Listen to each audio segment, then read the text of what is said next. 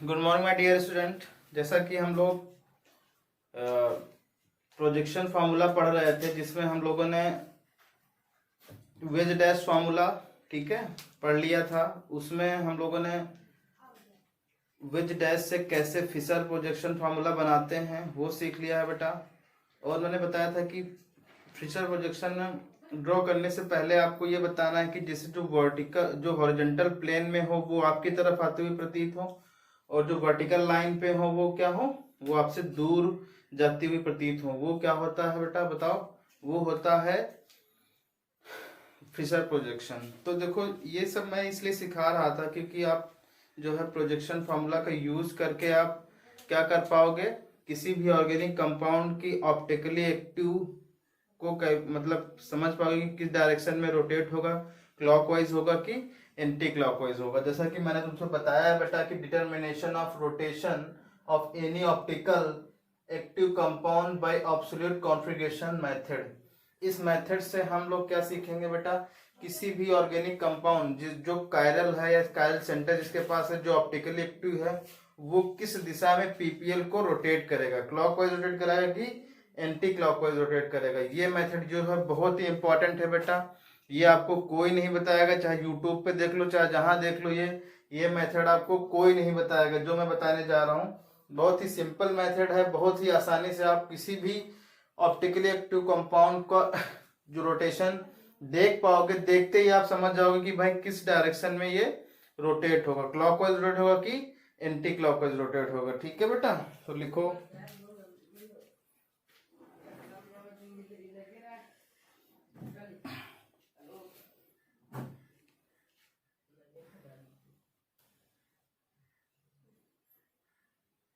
देखो बेटा, इसमें जो है दो वर्ड होते हैं, एक होता है आर, एक होता है एस।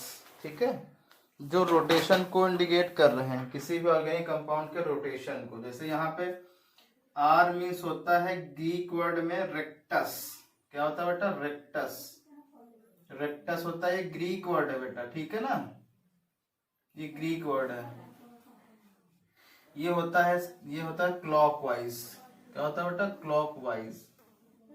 रेक्टस का मतलब क्या होता है? क्लॉकवाइज। और एस का मतलब होता है सिनिस्टर। सिनिस्टर, ठीक है, ये होता है एंटी क्लॉकवाइज। एंटी क्लॉकवाइज, ठीक है। तो आर रेक्टस होता है जिसका मतलब होता है क्लॉकवाइज, और एस क्या होता है बेटा? सिनिस्टर। ये भी ग्रीक वर्ड है दोनों ही। ये होता है एंटी क्लॉकवाइज। मतलब समझ पा रहे हो कि भाई आर का मतलब क्या है कि वो कायरल कंपाउंड, जो वो ऑप्टिकली एक्टिव कंपाउंड जो क्या करेगा बेटा, पीपीएल को क्लॉकवाइज रोटेट करेगा, उसको क्या बोलोगे आप लोग? रेक्टस बोलोगे। और जो पीपीएल को एंटी क्लॉकवाइज रोटेट करेगा वो क्या कहलाएगा बेटा? सिनिस्टर या एस इंडिकेट करोगे। ठीक है ना। तो मैं ऑर्गेनिक कंपाउंडों को बताऊंगा और आपको असाइन करना है कि ये जो कंपाउंड दिया गया है बेटा वो पीपीएल को किस डायरेक्शन में रोटेट करेगा, क्लॉकवाइज और एंटी क्लॉकवाइज। ठीक है, तो आप लोग समझ गए हो कि अगर वेज डैश फॉर्मूला दिया है उसको फिशर प्रोजेक्शन में कर लो। फिशर प्रोजेक्शन में ऑर्गेनिक कंपाउंड का सब तरीके से इलाज हो जाता है। ठीक है बेटा, उसको आप समझ जाओगे कि ये किस डायरेक्शन में रोटेट होगा, कितना रोटेट होगा, वो मैं आपको अगले लेक्चर में बताऊंगा। ठीक है, पहले तो आपको समझ लेना है बेटा कि जो है ऑप्टिकली एक्टिव कंपाउंड कौन होते हैं, ये तो मैंने तुमको बता चुका हूँ। फिर आपने देखा कि अगर कोई कंपाउंड दे रखा है, ऑप्टिकल एक्टिव कंपाउंड है, उसको फिशर प्रोजेक्शन में कैसे बदलेंगे। अब फिशर प्रोजेक्शन के बाद आप सीख पाओगे कि वो फॉर्मूला जो दिया गया बेटा वो पीपीएल को किस डायरेक्शन में रोटेट करेगा। ठीक है बेटा, तो आपको ये समझना है। ठीक है, तो इसके लिए रूल्स हैं, कुछ रूल हैं, पहले लिख लो।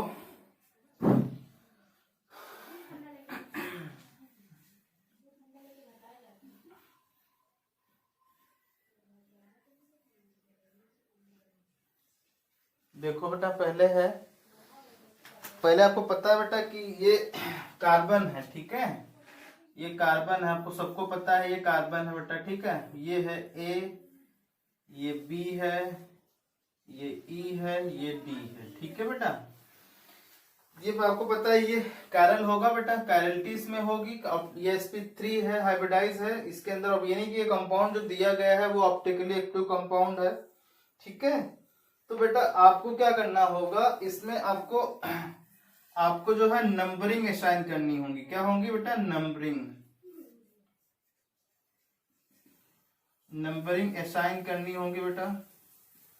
मतलब आपको 1 2 3 4 4 तक आपको असाइन करना होगा बेटा। किसके अकॉर्डिंग? अकॉर्डिंग टू, बताओ बेटा, अकॉर्डिंग टू प्रायोरिटी रूल या CIP रूल। ये मैंने तुमको बता चुका हूँ बेटा, बता चुका हूँ ना सब लोग? ध्यान आ रहा होगा कि कैसे कैसे होगा। मुझे तुमको बता दे रहा हूँ कि भाई अगर CIP रूल में क्या होता है कि जिसका एटॉमिक नंबर क्या हो, कनेक्टिंग जो ग्रुप कनेक्ट हो रहा कार्बन से, उसका अगर एटॉमिक नंबर ज्यादा है सबसे तो उसको 1 असाइन करोगे। फिर ऐसे, फिर जिसमें जो है सेकेंड अगर ज्यादा प्रायोरिटी वाला हो तो उसको 1 असाइन करते हैं, अगर एक कॉमन आ रहा सब में, ठीक है। तो इस तरीके से आप लोग को मैंने बहुत अच्छे तरीके से लेक्चर लिया था जहां पे आपको CIP रूल है, प्रायोरिटी रूल बताया था। उसके अकॉर्डिंग आपको क्या करना है, बोलो बेटा? इसमें आपको नंबरिंग असाइन करनी है। फिर मैं आपको बताता हूं कि किसको R बोलेंगे, किसको S बोलेंगे, ठीक है।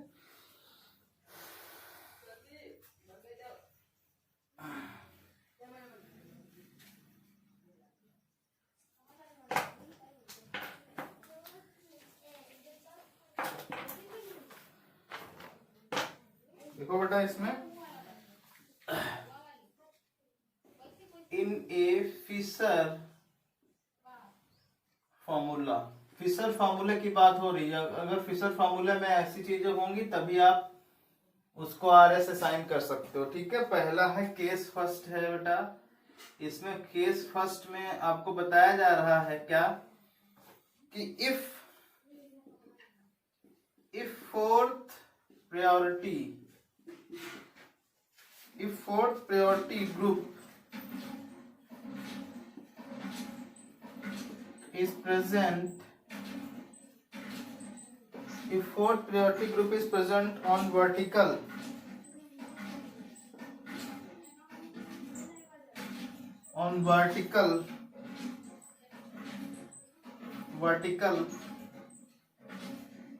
line, then hide it, मतलब इसको छिपा लो, and go from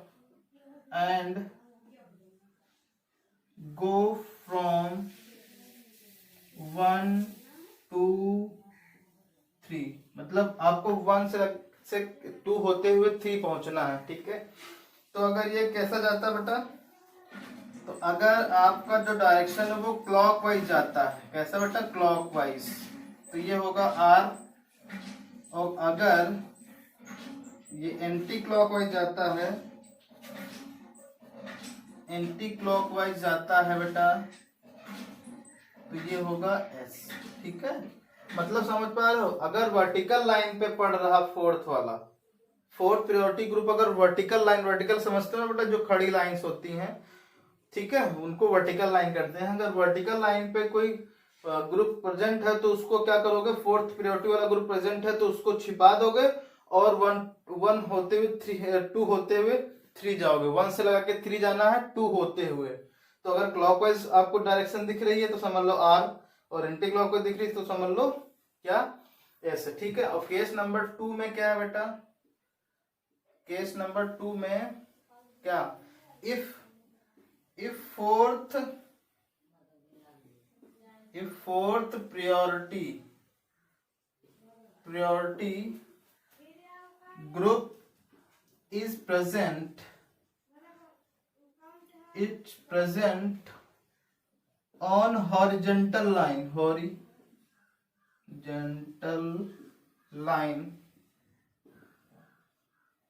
then hide it। horizontal line present है तो क्या करोगे? then hide मतलब छुपा लो, hide it, and go from 1 1 से लगा के 2, 2 से लगा के 3 जाना है, ठीक है। इफ क्लॉकवाइज तो लिख दोगे S, और अगर एंटी क्लॉक है तो लिख दोगे R। इसका उल्टा हो जाएगा बेटा, ठीक है ना। बस ये जब ये फोर्थ ग्रुप जो है कहाँ प्रेजेंट हो बताओ, ये तब हॉरिजॉन्टल लाइन पे प्रेजेंट हो, तब आपको क्या करना है, इसका ऊपर वाले का उल्टा कर देना है, ठीक है। एक याद रखोगे तो दूसरा ऑटोमेटिक क्या हो जाएगा बेटा, याद हो जाएगा, ठीक है।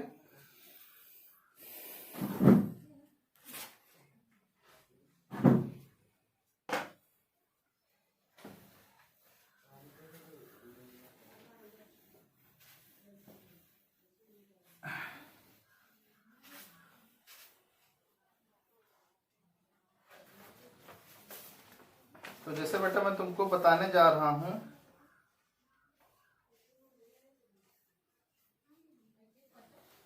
कुछ एग्जाम्पल तुमको मैं बताने जा रहा हूं बेटा। देखो COOH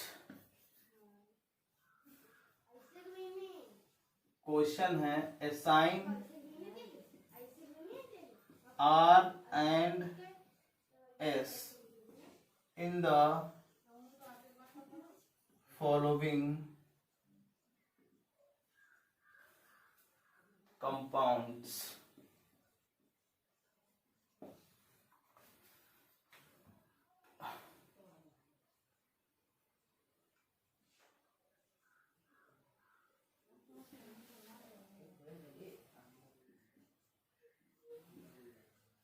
पहला क्वेश्चन है बेटा,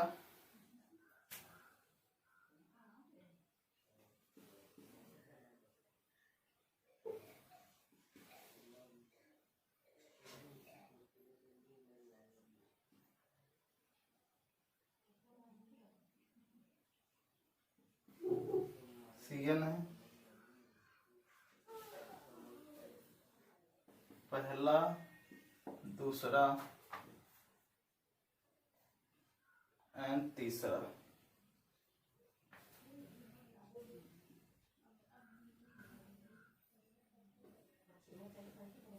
जहां बेटा कार्बन है, क्रॉस का मतलब यहाँ कार्बन, मैंने ये समझ लिखा, इसमें नहीं लिख रहा हूं, ठीक है। ये NH2 ग्रुप लगा हुआ है, ये H है और ये CH3 है। चलो बताओ, असाइन करो RS।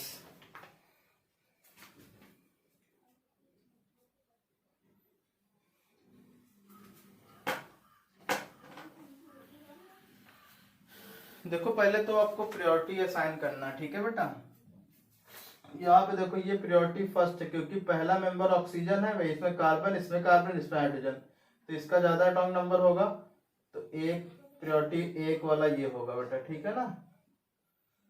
दूसरे पे ये प्रायोरिटी हो, क्योंकि दोनों कॉमन है कार्बन कार्बन, बट यहाँ पे दूसरे पे ऑक्सीजन है, इसमें हाइड्रोजन है, तो इसका क्या होगा बेटा, ये 2 प्रायोरिटी वाला होगा। ये 3 होगा और ये 4 होगा। तो 4 वाला क्या है बेटा, हॉरिजॉन्टल लाइन पे है, हॉरिजॉन्टल लाइन पे है कि नहीं 4 वाला, बोलो। हॉरिजॉन्टल लाइन पे होता तो क्या होता, केस नंबर 2 है ना, केस नंबर 2 में क्लॉकवाइज S होता है और एंटी क्लॉकवाइज R होता है, ठीक है। पहले तो 1 से लगा के 2 की तरफ 3 की तरफ जाना, तो 1 से लगा के 2 3 यहाँ पे आ गया, ठीक है बेटा। तो ये एंटी क्लॉकवाइज है बेटा, बोलो। तो एंटी क्लॉकवाइज में क्या होगा, ये S होगा, नहीं ये R होगा बेटा, R होगा। ये वर्टिकल पहले केस का उल्टा है ना ये, तो ये होगा। इसमें बताओ, इसमें पहला होगा ये, दूसरा कौन सा होगा, NC होगा कि CH2OH होगा। यहाँ पे पहला तो कार्बन का कॉमन है, दूसरा नाइट्रोजन है, यहाँ पे दूसरा ऑक्सीजन है, ठीक है बेटा। तो यहाँ पे ये दूसरा हो जाएगा, ये तीसरा हो जाएगा, ये फोर्थ हो जाएगा, ठीक है बेटा। तो ये फोर्थ जो है कहाँ पे पड़ रहा है, बोलो। ये फोर्थ कहाँ पड़ रहा है, वर्टिकल लाइन पे पड़ रहा है। 1 से 2 से 3 की तरफ जाओ, तो ये एंटी क्लॉकवाइज हो रहा, एंटी क्लॉकवाइज क्या होता है वर्टिकल लाइन पे, एस होता है ना बेटा, तो ये एस है। इसमें बताओ पहला सी सी एन है ना यहाँ पे, तो पहला तो यहाँ पे नाइट्रोजन वाला होगा, दूसरा ये होगा, तीसरा ये होगा और फोर्थ वाला ये होगा। ठीक है, अब वर्टिकल लाइन पे है बेटा, इसको छिपा लो, वहां से अगर टू की तरफ जाओ, आया ये क्लॉकवाइज है बेटा, तो क्लॉकवाइज को क्या बोलोगे वर्टिकल लाइन में, आर बोलोगे ना, क्लॉकवाइज को हाँ नहीं एस बोलोगे। ठीक है बेटा, ठीक है चलो देखते हैं। वर्टिकल लाइन में क्लॉकवाइज एस होता है, एंटी क्लॉकवाइज आर होता है। ठीक है, ये तो कर लोगे सब लोग। चलो कुछ और एग्जांपल दे रहा हूं, करो उनको।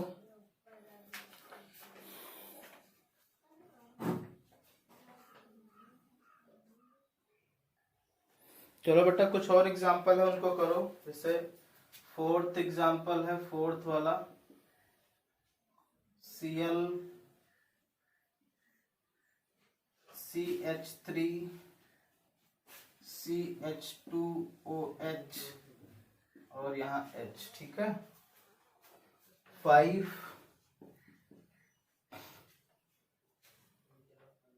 C3H7 CH3 C2H5 और ये hydrogen. 6th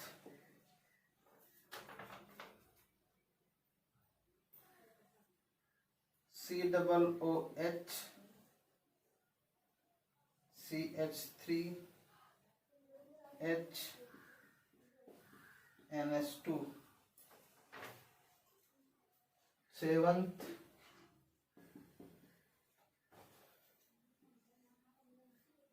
Cl Br fluorine iodine.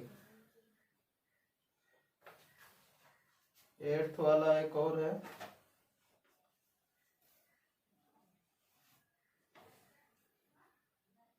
CH double bond CH2 C2H5 C triple bond CH और CH3। चलो बताओ, थोड़ी देर टाइम दे रहा हूं तो लोग को बताओ।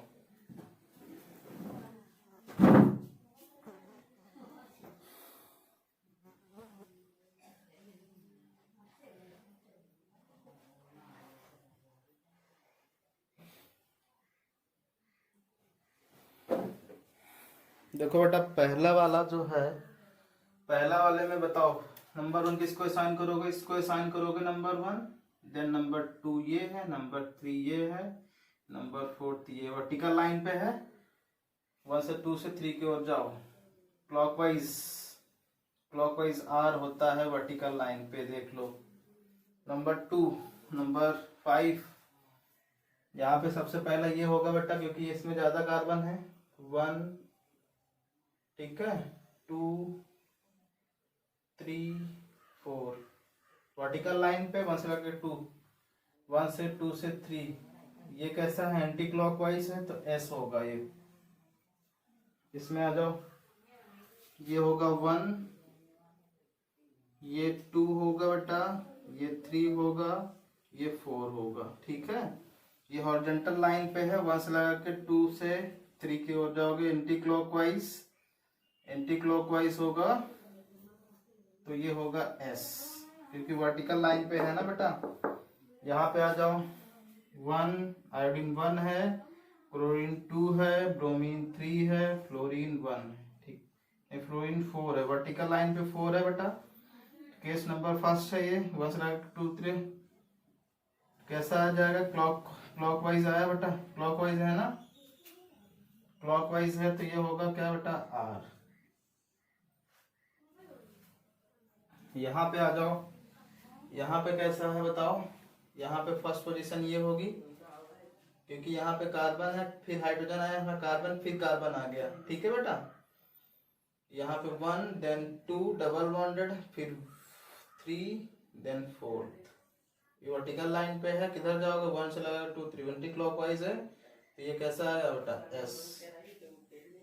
तो इस तरीके से आप सीख गए बेटा आरएस कॉन्फ़िगरेशन, किसी भी ऑर्गेनिक कंपाउंड को कैसे असाइन करते हैं, या आरएस कॉन्फ़िगरेशन। ओके बेटा, ये बहुत ही इंपॉर्टेंट था, जिसको आपको क्या करना, सीआईपी रूल के अकॉर्डिंग आपको नंबरिंग असाइन करनी है, देन आपको पता करना है केस 1 का है कि केस 2 का है, फिर आपको आरएस कॉन्फ़िगरेशन बतानी है। बहुत ही जो है इम्पोर्टेंट टॉपिक है ये। अब आगे हम इसी की मदद से बहुत सारे ऐसे चीज़ों को पढ़ाऊंगा जिनको पढ़ने के बाद आप ऑर्गेनिक में और सी चीज़ें सीख पाओगे कि भाई अगर रिएक्टेंट अटैक करेगा, बोलो रिएजेंट अटैक करेगा रिएक्टेंट पे, तो किस तरीके से रिएक्शंस होगी। ठीक है, सबस्ट्रेट पे, सॉरी बेटा रिएक्टेंट नहीं, क्या होगा सबस्ट्रेट पे कैसे रिएजेंट अटैक करता है, ये सब चीज़ें मैं तुम धीरे धीरे आपको बताऊंगा। किस तरीके से अटैक करेगा, ये क्लॉकवाइज घुमाएगा तो ये कैसा कैसा चीज़ें होंगी, ये सारी चीज़ें आपको समझानी होंगी, बतानी होंगी। तो इसीलिए समझदारी के साथ आपको इसको पढ़ना है बेटा। ठीक है बेटा, थैंक यू।